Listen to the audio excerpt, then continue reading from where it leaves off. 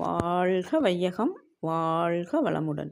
நீங்களும் உங்கள் அன்பு குடும்பமும் வாழ்க வளமுடன். வாழ்க்கை மலர்கள் நாளொரு நற்சிந்தனை. டிசம்பர் 5. பிரம்மச்சரியமும் ஞானமும். எப்போதும் ஆண் பெண் உடல் இணைப்பே இல்லாமல் வாழ்வது பிரம்மச்சரியம் என்று தவறாக கருதப்படுகிறது.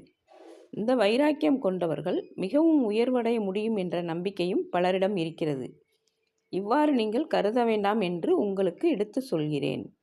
உலகம் மீது உருவாகி வாழ்பவர்கள் அனைவரும் இந்த விரதம் கெட்டபோதுதான் உற்பத்தியானார்கள் என்பதை ஞாபகப்படுத்துகிறேன்.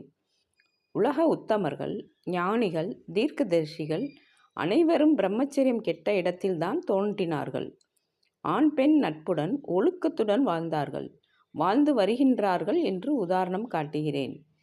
வயது வரும் வரையில் கட்டுப்பாடாக இருந்து பின்னர் ஒழுக்கத்துடன் திருமணம் செய்து கொண்டு அளவு முறையுடன் உடல் கலப்பு கொண்டு வாழ்வதையே நல்ல கொள்கையாக கொள்ள வேண்டும் என்று எடுத்து காட்டுகிறேன்.